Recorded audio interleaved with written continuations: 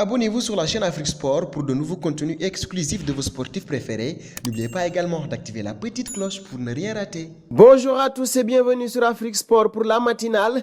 Nous la débutons en Afrique avec la CAF qui a répondu aux accusations sur sa mauvaise gestion financière et a annoncé un ambitieux plan de réforme. C'était à l'issue d'une réunion de son comité exécutif mis en cause dans sa gestion financière par un audit conduit à l'initiative de la FIFA par le cabinet PwC. La Confédération africaine de football précise que PwC n'a pas honoré l'invitation du comité. L'instance annonce dans un communiqué qu'elle conteste les allégations non fondées contenues dans le rapport en question. Les supposés détournements de fonds, la balle est renvoyée dans le camp de la FIFA, supposé encadrer strictement leur utilisation, puisqu'il s'agit de fonds FIFA Forward.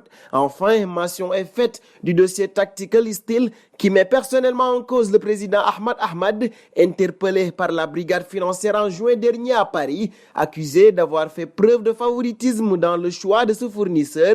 La Confédération rappelle que les procédures sont en cours devant diverses instances. La CAF se tient à disposition afin de fournir toutes les justifications concernant cette opération autorisée au préalable par le comité exécutif, peut-on lire dans le communiqué rendu public. Parlant de la CAF, l'idée de la CAN tous les 4 ans continue de faire parler dans le continent. En plein débat sur la proposition de Gianni Infantino, voilà une nouvelle position qui va intéresser du monde, celle de la Fédération algérienne de football. Kheireddine Zetchi, président de la FAF, est plutôt favorable à l'idée du président de la FIFA. Je suis d'un avis à ce que cette CAN se tienne tous les 4 ans, a confié le patron de la FAF sur la chaîne YouTube de l'instance. Cependant, il émet plusieurs conditions. Que le cahier de charges soit beaucoup plus exigeant que ce qu'il en est aujourd'hui. Le modèle avec lequel cette CAN se tient depuis des années a montré ses limites. Une CAN tous les 2 ans est un échec, confie Zetchi. Samuel Eto'o et Elhadji Ousseynou Diouf vont apprécier.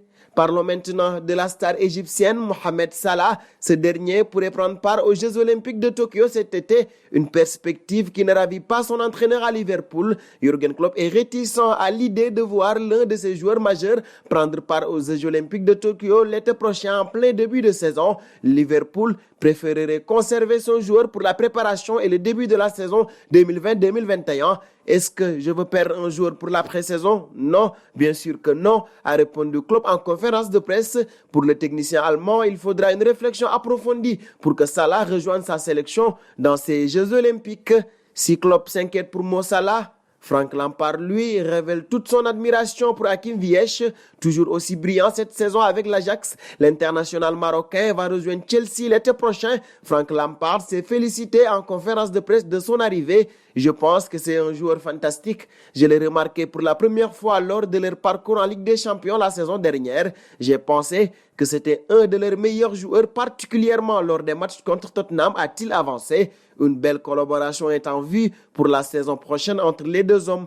Et toujours chez les ambassadeurs du continent africain en Europe, Pierre-Emerick Aubameyang devra penser à la saison prochaine. Son avenir à Arsenal s'inscrit en pointillé depuis quelques semaines. Pendant le mercato hivernal, l'attaquant gabonais a fait l'objet de spéculations autour d'un possible départ, ce qui devrait être à nouveau le cas l'été prochain. Après Lukaku ou encore Alexis Sanchez, l'Inter se tourne vers la Premier League pour y dénicher son prochain attaquant, surtout si l'international chilien est rappelé par Manchester United. Et selon la presse italienne, Pierre-Emerick Aubameyang serait dans le viseur du club lombard.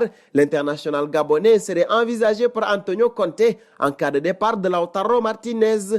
Nous filons maintenant en Europe dans cette matinale et c'est pour parler de l'Euro 2020. Dans un communiqué paru ce vendredi, l'UEFA se félicite d'une demande record de tickets pour le prochain Euro 2020.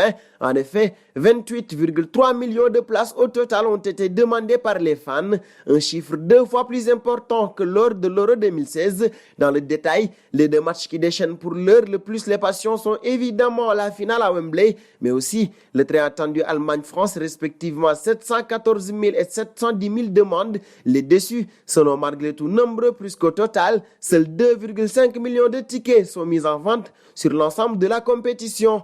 Parlant de compétition, Manchester City vit des heures troubles. L'UEFA a annoncé l'exclusion de l'équipe anglaise de toutes les compétitions européennes en raison du non-respect des règles du fair play financier. Le club anglais a déclaré qu'il comptait faire appel de la sanction qui porte sur les 2 prochaines saisons devant le tribunal arbitral du sport.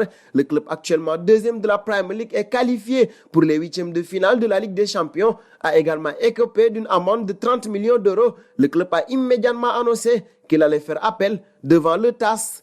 Un saut maintenant chez un joueur qui pourrait être un des acteurs majeurs de l'Euro 2020 qu'on évoquait tout à l'heure, Paul Pogba. Depuis de nombreux mois, sa situation fait parler. Pas forcément à son aise à Manchester United, le milieu français est régulièrement évoqué comme partant. Le Real Madrid ou la Juventus Turin de Cristiano Ronaldo sont des clubs qui reviennent régulièrement. Comme pour Ibra, l'Italie est aussi une deuxième maison pour Pogba, a annoncé Raiola, son agent. Bien conscient que ces mots devraient faire beaucoup parler, il faut dire que l'avenir de son joueur français ne s'écrit plus vraiment chez les Reds de Ville. En termes d'avenir, Ernesto Valverde se cherche aussi. Limogé en janvier, le technicien espagnol n'aura visiblement pas envie de se frotter au haut niveau, pas dans l'immédiat tout du moins. Ce que j'aimerais faire, c'est aller en Australie. Je ne sais pas, tenter une aventure hors du commun, a ainsi déclaré Valverde lors d'une conférence à Bilbao. C'est révélateur de sa situation actuellement, lui qui ne veut pas revivre le même scénario de Barcelone.